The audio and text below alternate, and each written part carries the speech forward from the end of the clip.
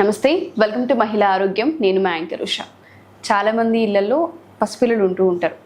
అదే ప్రకారంగా ఏసీలు అనేది కామన్గా ప్రతి ఇంట్లో మనం చూస్తూ ఉంటుంటాం. కానీ చిన్న పిల్లలు ఉన్న ఇంట్లో, అంటే మంత్స్ బేబీ ఉన్న ఇంట్లో అందరికీ ఉండే డౌట్ అండి ఇది. ఎస్పెషల్లీ తల్లులకి ఏసీ అంటే ఎంత టెంపరేచర్లో ఉండాలి, అసలు ఏసీ ఆన్ చేయొచ్చా? బాగా చిన్నపిల్లలుగా ఉన్నప్పుడు ఏసీ వేయడం వల్ల వాళ్ళకి ఏమన్నా అంటే నోస్కి సంబంధించి బ్లాక్స్ ఏమన్నా వచ్చే అవకాశం ఉంటుందని అడుగుతూ ఉంటుంటారు. సో మనతో పాటు పీడియాట్రిషియన్ డాక్టర్ అరవింద గారు ఉన్నారు. ఆవిడ అడిగి తెలుసుకుందాం. నమస్తే మ్యామ్. నమస్తే అండి. సో ప్రతి తల్లికి ఉండే డౌటేనండి, ఇంట్లో ఏసీ అనేది ఇవాళ రేపు కామన్ అయిపోయింది. ఇంట్లో పసిపిల్లలు, చిన్నపిల్లలు, డేస్ బేబీస్, మంత్స్ బేబీస్ ఎవరైతే ఉంటుంటారో ఏసీ వేయొచ్చా నైట్ అంతా? వాళ్ళకి ఏమైనా ఇబ్బందులు వచ్చే అవకాశం ఉంటుందా? ఒకవేళ ఏసీ వాడితే ఎంత టెంపరేచర్లో వాడాలి, వాళ్ళని ఏ విధంగా పడుకోబెట్టాలి అని చెప్తూ ఉంటుంటారు. దానికి సంబంధించిన సూచనలు, సలహాలు మనం ఏమైనా ఇవ్వచ్చా? కరెంట్లీ ఇప్పుడు ఇంపార్టెంట్ టాపిక్ అండి, ఎందుకంటే సమ్మర్ కూడా కాబట్టి బయట ఎండలు మండిపోతున్నాయి. న్యూబార్న్ బేబీ విషయానికి వస్తే మనం బేబీ బాడీ టెంపరేచర్ అనేది మెయింటైన్ చేసుకుంటూ ఉండాలి. సో న్యూబార్న్ బేబీ ఏంటంటే మనకి వాళ్ళు లో టెంపరేచర్కి వెళ్ళకూడదు, అది హైపోథెర్మియా అంటాము. సో నార్మల్ బాడీ టెంపరేచర్ వచ్చేసి వాళ్ళకి 36.5 డిగ్రీ సెంటీగ్రేడ్ టు 37.5 ఉండాలి అన్నట్టుగా మనం చెప్తూ ఉంటాం. ఓకే. సో అందుకనే బేబీ పుట్టినప్పటి నుంచి బేబీకి టెంపరేచర్ అనేది ఎలా మెయింటైన్ చేసుకోవాలన్న దాని మీద చాలా గైడ్ లైన్స్ ఉన్నాయి. డెలివరీ రూమ్ టెంపరేచర్ అయితే మనం 25 డిగ్రీస్ అబవ్ ఉండేలా చూసుకోవాలి. ఇంకా ఆ తర్వాత బేబీస్ని ఎలా కేర్ తీసుకోవాలన్న దాని మీద చాలా డౌట్స్ అడుగుతూ ఉంటారు. సో బేబీని ఎప్పుడు వెచ్చగా ఉంచుతూ ఉండాలి, ఎందుకంటే బేబీ అమ్మ కడుపులో ఉన్నప్పుడు, వూమ్లో ఉన్నప్పుడు ఆ ఎన్వైర్న్మెంట్లో ఉంటారు. సో తల్లి గర్భంలో ఉండే టెంపరేచర్తో వామ్గా ఉంటారు. బయటికి వచ్చిన వెంటనే టెంపరేచర్ అనేది తక్కువగా ఉంటుంది, మారిపోతూ ఉంటుంది, వెంటనే మారుతూ ఉంటుంది. కాబట్టి బేబీ చల్లగా అయ్యే అవకాశం ఉంటుంది. సో అందుకని బేబీని ఎప్పుడు స్వాడిల్ చేసుకొని బేబీకి క్యాప్, సాక్స్, గ్లౌస్ పెట్టి వాళ్ళని స్వాడ్లింగ్ అంటే క్లాత్తో చుట్టి ఉంచడం, వెచ్చగా ఉంచడం అనేది మనం కంపల్సరీగా చేసుకుంటూ ఉండాలి. దాంతో పాటుగా ఫ్రీక్వెంట్గా తల్లిపాలు ఇవ్వడం, 2 అవర్స్కి ఒకసారి ఇవ్వడం వల్ల కూడా బేబీస్ యాక్టివ్గా ఉంటూ బాడీ టెంపరేచర్ని మెయింటైన్ చేసుకుంటూ ఉంటారు.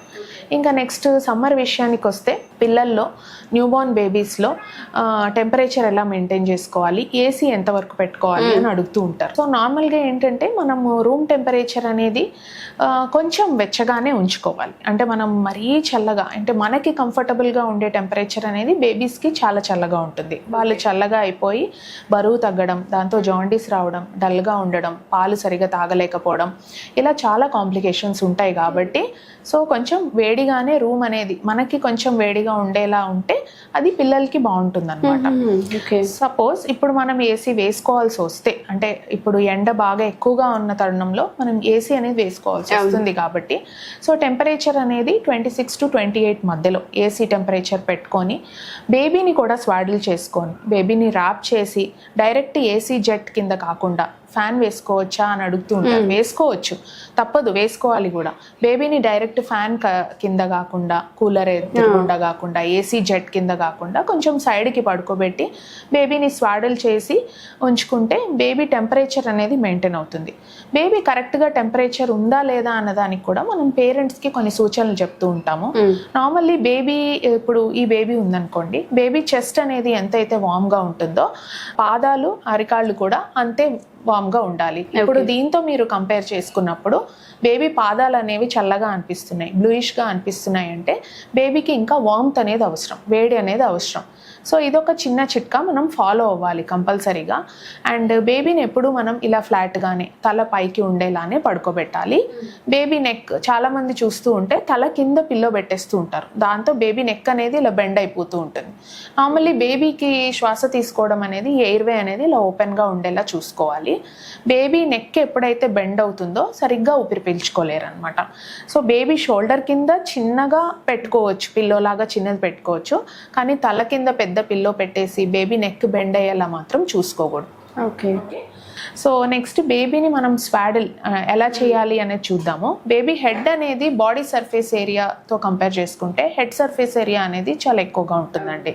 సో బేబీ హెడ్కి ఎప్పుడు క్యాప్ పెట్టే ఉంచాలి. సమ్మర్ కాబట్టి కాటన్ క్యాప్, అండ్ చేతులకి మిటెన్స్, పాదాలకి గ్లౌస్, సాక్స్ వేసి ఉంచితే వాళ్ళు చల్లగా అవ్వకుండా ఉంటారు. ప్లస్ ఈ కలర్ కూడా మనం చూసుకుంటూ ఉండొచ్చు, ఫీల్ అవ్వచ్చు.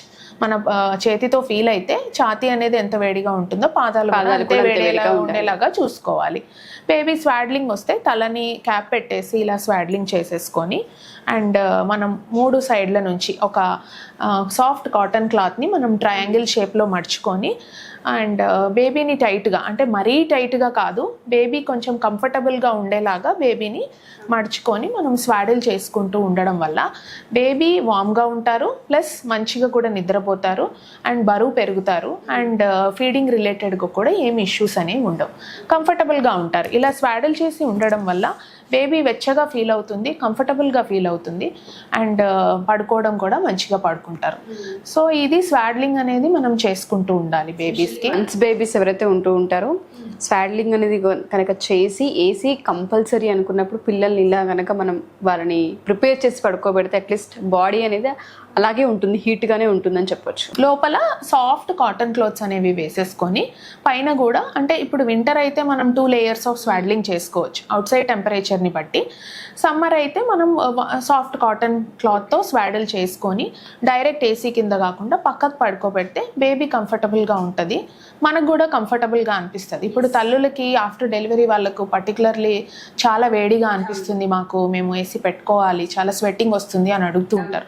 అలాంటప్పుడు బేబీని ఇలా ఫేస్ ఒక్కటే కనిపించేలాగా క్యాప్ సాక్స్ అన్నీ పెట్టేసి స్వాడిల్ చేసుకొని ఒక బేబీ బ్యాగ్లో పెట్టేసుకుంటే మదర్ కూడా సేఫ్గా ఏసీ వాడుకోవచ్చు అండ్ బేబీ కూడా ఫీడింగ్ తీసుకుంటూ హ్యాపీగా ఉంటుందన్నమాట. బేబీని ఇలా స్వాడిల్ చేసి మనం ఉంచుకున్నప్పుడు ఫస్ట్ మనం డిస్కస్ చేసాం కదా డైరెక్ట్ ఏసీ కింద పెట్టద్దు అని. అలానే విండో దగ్గర కానీ డోర్ దగ్గర కానీ ఎక్కడైతే బయట నుంచి చల్లగాలి వస్తుందో, అంటే డ్రాఫ్ట్ అంటాం, ఎయిర్ డ్రాఫ్ట్, సో అలాంటి ప్లేసెస్లో కూడా బేబీని పెట్టకూడదు.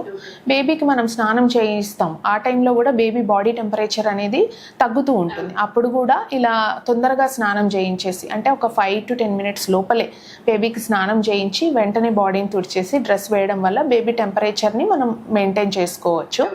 అండ్ పిల్లల విషయానికి వస్తే వాళ్ళు ఏసీలో ఉంటారు అండ్ వెంటనే ఏసీ నుంచి బయట వేడి టెంపరేచర్కి ఫాస్ట్గా అటు ఇటు పరిగెత్తకుండా కొంచెం గ్రాడ్యువల్గా మూమెంట్ ఉండేలాగా చూసుకుంటే వాళ్ళల్లో కూడా ఈ టెంపరేచర్ రిలేటెడ్ ప్రాబ్లమ్స్ అన్నిటిని మనం అవాయిడ్ చేసుకోవచ్చు. దీంతో పాటు రూమ్ హ్యూమిడిటీని కూడా మనం పరిగణలోకి తీసుకోవాలి. మరీ డ్రైగా ఉండకుండా హ్యూమిడిటీ అనేది కూడా ఏసీలో ఉండేలాగా చూసుకోవాలి. అండ్ ఏసీ వాడడం కన్నా ముందు ఏసీని సర్వీస్ చేయించుకొని అందులో ఉండే డస్ట్, పాలిన్స్, మైట్స్ అని ఉంటాయి, సో వాటిని కూడా మనం రిమూవ్ చేసేసుకొని క్లీన్ ఎయిర్ అనేది బేబీకి వచ్చేలా చూసుకుంటే బేబీకి ఈ కోల్డ్ అండ్ రెస్పిరేటరీ ఇన్ఫెక్షన్స్ని కూడా అవాయిడ్ చేసుకోవచ్చు. డెఫినెట్గా మ్యామ్. సో మీరు చెప్పినట్టుగానే చాలా మందికి ఇది హెల్ప్ అవుతూ ఉంటుంది. ఇవాళ రేపు బయట ఎండల్ని బట్టి మనం చూసినా, అప్పుడే డెలివరీ అయిన వాళ్ళని మనం చూసినా వాళ్ళకి హీట్ ఎక్కువ ఉంటూ ఉంటుంది అండ్ బాడీలో రకరకాల చేంజెస్ కనిపిస్తూ ఉంటాయి. కాబట్టి కొంచెం చల్లదనంలో ఉండాలని కోరుకుంటూ ఉంటారు. బట్ అదే చల్లదనం బేబీకి అవసరమా అంటే కొన్ని సందర్భాల్లో బేబీ తీసుకోలేదు. ఇలా ఏదైతే మీరు ప్రిపేర్ చేసి చూపిస్తున్నారో చాలామంది తల్లులకి ఇది అవసరం అవుతూ ఉంటుంది. డెఫినెట్గా మీరు కూడా ఫాలో అవ్వచ్చు. ఇంట్లో ఎవరైతే ఏసీలు వాడుతూ ఉంటుంటారో మంత్స్ బేబీస్, డేస్ బేబీస్ ఉన్న వాళ్ళందరికీ కూడా ఈ వీడియోని ఫార్వర్డ్ చేయండి, షేర్ చేయండి. Thank you ma'am, thank you so much.